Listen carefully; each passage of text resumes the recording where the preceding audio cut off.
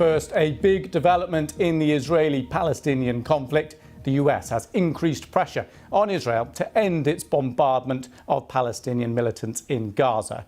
Joe Biden has told Benjamin Netanyahu that he expects a significant de-escalation today and a path to a ceasefire.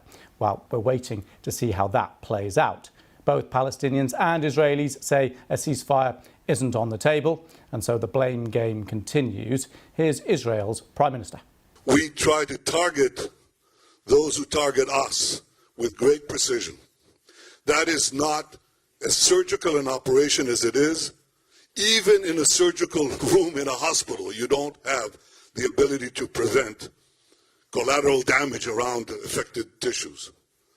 Even then you can't. And certainly in a military operation you cannot.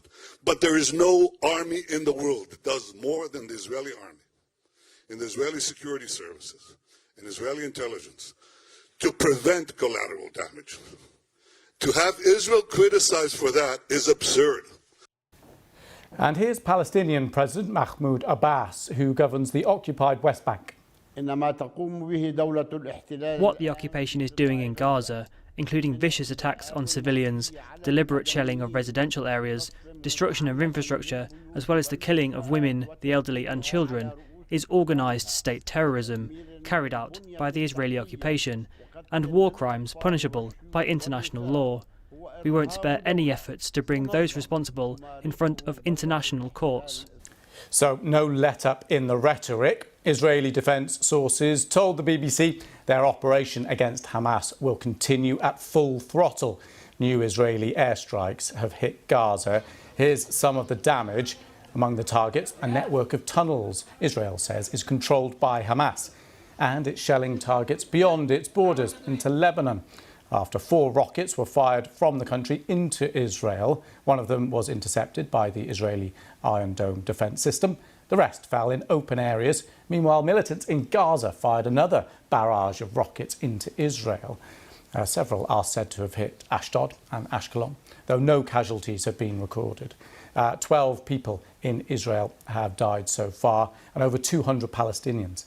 The BBC's Rushdie Abu Alof is in Gaza with the latest.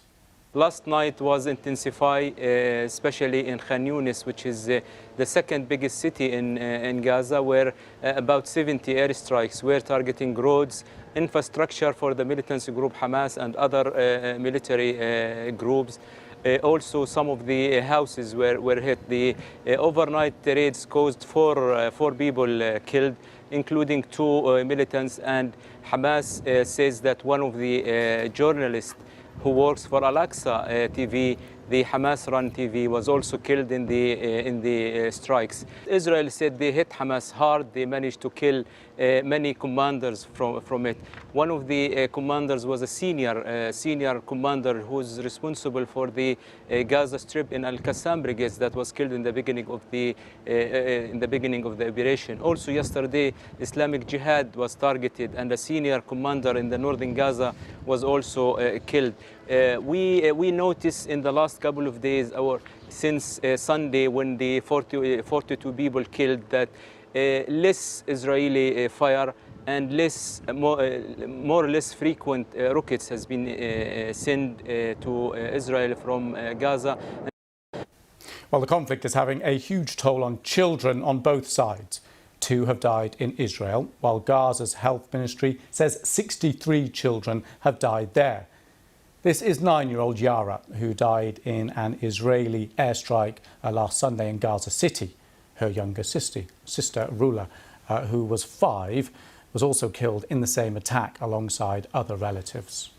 Well, 11 children who've died had been participating in a programme aimed at helping them deal with trauma run by the Norwegian Refugee Council, and this is its Secretary General, Jan Egeland. They had nightmares. We were treating them and we had progress. So many of them were now doing good in school, coming out of the trauma, and then they were killed. So Prime Minister Netanyahu is not correct when he just said this is so precise and is so surgical and whatnot.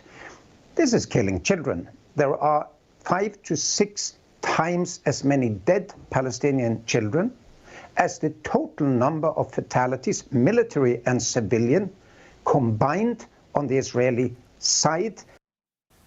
Well, next we want to look at Gaza's infrastructure. According to the UN, over 156 buildings have been destroyed, 6 hospitals and 11 primary healthcare centres damaged.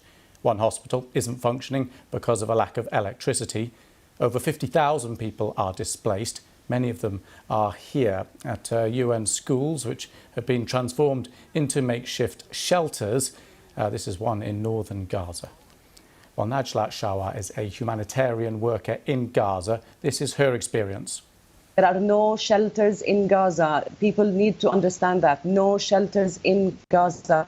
There are only schools which are just normal, ordinary school above the ground. People are just hiding because they leave their areas that has been targeted, hit already, damaged or destroyed homes, or they are fleeing border areas under direct artillery fire.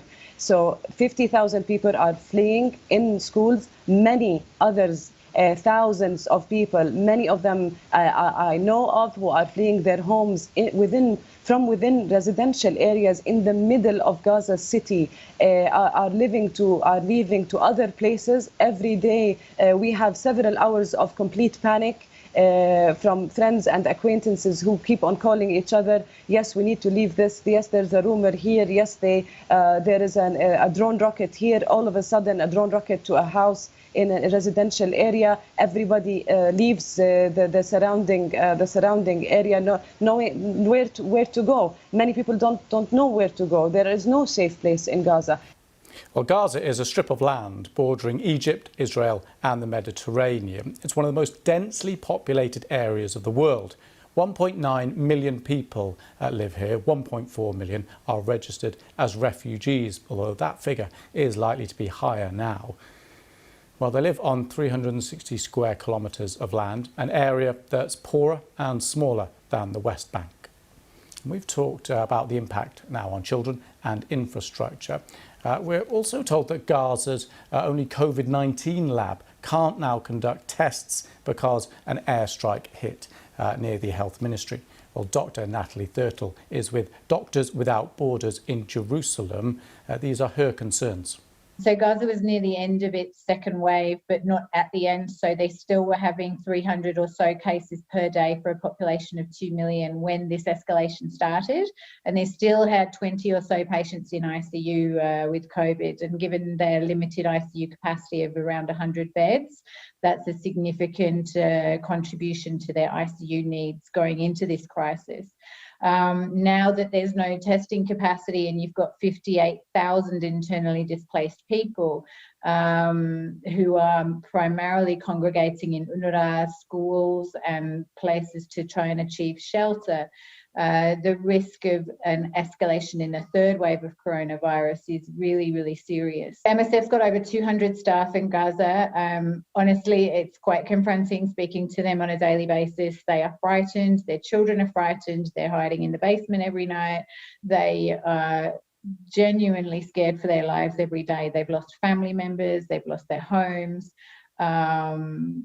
It's really challenging for people on the ground to even think about working, and they are working. You know, they're struggling and continuing, and they're incredibly resilient.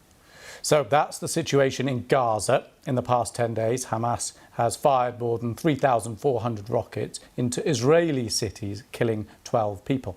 Sarit is a student in southern Israel near the Gaza Strip. She told the BBC the trauma it's causing. Living in a community that's full of people, and I can say, unfortunately, that a lot of people left the community just to take a bit of a break, some air, mostly the families with kids. They took their kids so their kids can actually sleep also at night.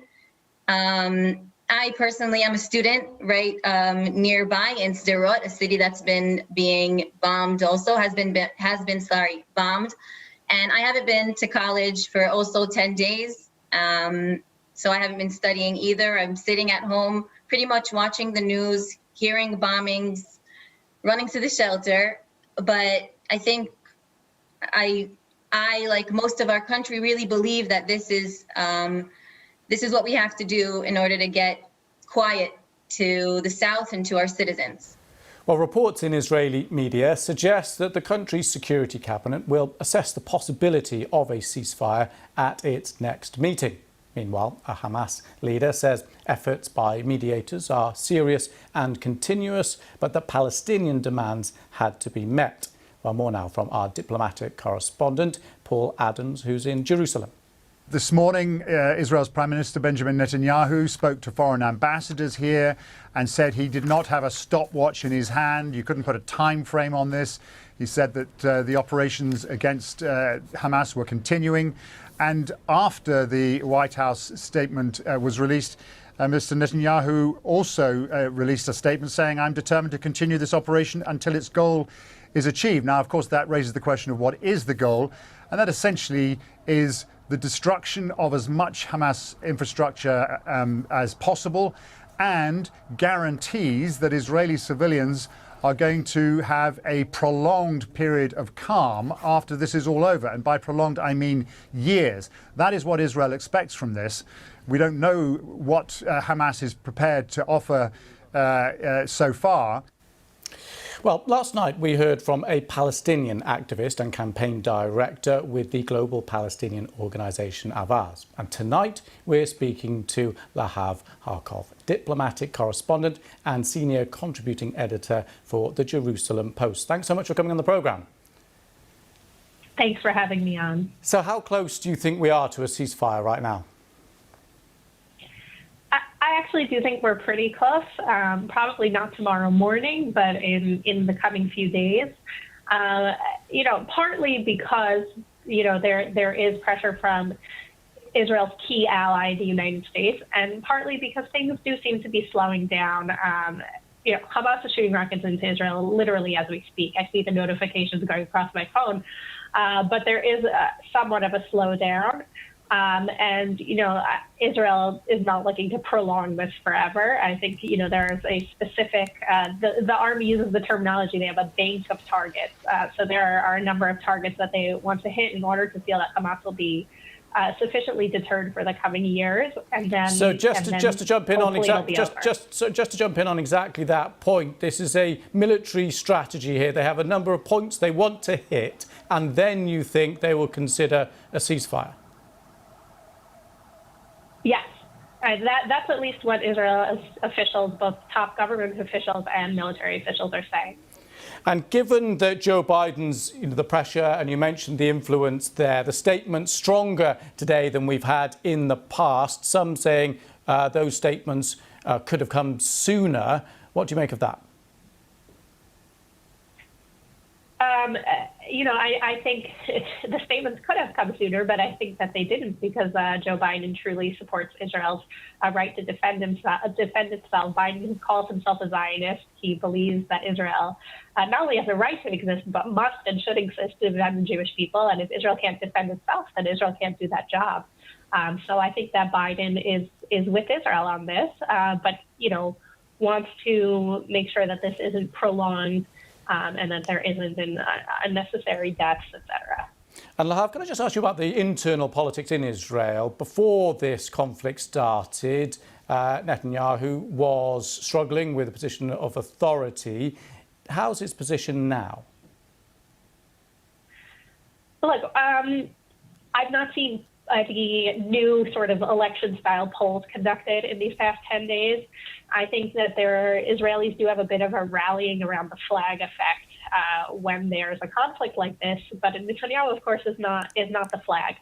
And his support had been slipping before, as you've mentioned. He wasn't able to build a governing coalition, even though Likud was the largest party in our election that took place just a couple of months ago. I don't see him being able to form a coalition after this. I think moving forward, the most likely scenario is that we'll have another election, which will be the fifth in less than 2 years.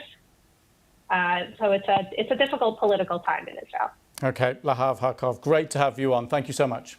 The US is one of Israel's strongest allies, and while Joe Biden has expressed support for a ceasefire, up until now he hadn't demanded one. And that's put him at odds with some Democrats. One of his biggest critics on the issue is Congresswoman Rashida Tlaib. They came face to face on Tuesday. This was the moment. Well, this was in Michigan. The two spent 8 minutes in what looked like an intense debate. Ms. Tlaib has family in the West Bank and has been blunt in calling on Mr. Biden to do more to support Palestinians. According to the New York Times, she told the president during that 8 minutes that the status quo was enabling more killing and his policy of supporting Mr. Netanyahu wasn't working. While later, Joe Biden visited a Ford factory in Michigan where he tested an electric vehicle. I'm telling you this because it was during that test drive that he was asked about the Israeli-Palestinian conflict. This is how it played out. Mr. President, can I ask you a quick question on Israel before you drive away? No, you can't. Not unless you get in front of the car as I step on it. I'm only teasing. Okay, here we go. You ready? See it, sir.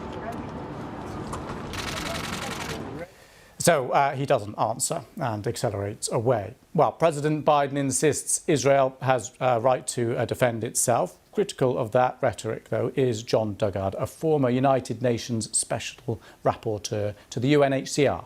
There's the evidence provided by the failure of the United States to support a resolution at this stage. But secondly, there's the fact that the United States continues to operate its embassy from Jerusalem, which is contrary to international law. And also there's the fact that the United States pays military aid or tribute to Israel in the form of $3.8 billion a year. So the United States has disqualified itself as an honest broker. And this is not a conflict between states. Israel is engaged in a police operation in Gaza, and it is subject to the rules of proportionality. So I think on all counts, Israel must now be seen to be in violation of international law. But to make matters worse, the United States is aiding and abetting the government of Israel in these activities. But US rhetoric is changing. In their fourth phone call since the crisis began, President Biden says he told Benjamin Netanyahu he expects to see a significant reduction in hostilities today and a path to a ceasefire. Well, it's the most important intervention yet from the White House. Here's Barbara Plett-Usher in Washington. Still no explicit call for a ceasefire, though, on a path to a ceasefire is what he's saying. So that's fairly mild, really. No criticism either of any Israeli military action. What he has done is linked it to what he called progress in degrading Hamas capabilities. So we know, of course, that the Israelis had a target list of Hamas infrastructure and leaders and weapons that they wanted to hit. And so he is saying, Joe Biden, you've done enough. Well, it looks like you've done enough. And he is suggesting that the Israelis are coming to that view as well, because he says he has talked about progress, as he called it, together with the Israeli prime minister. Now, of course, we know he's been facing a fair bit of criticism for his response so far within his party, from the left wing, but also from some staunch Israel allies, saying that he should be more outspoken in his calls for an end to the violence and that he should push both sides publicly to end the violence, not just Hamas, which is what he's been doing until now. Also criticism, as you know, from the international community, because the Biden administration has 3 times blocked a statement at the Security Council calling for an end to the violence. And the White House has been arguing that it's more effective to have behind-the-scenes diplomacy. That's the way Joe Biden works, they say, intense behind-the-scenes diplomacy, not publicly calling out Israel. And if the Israelis do respond to this, I think the White House will argue that that approach has been effective. But critics will say that Mr. Biden has been and still is following the Israeli timeline.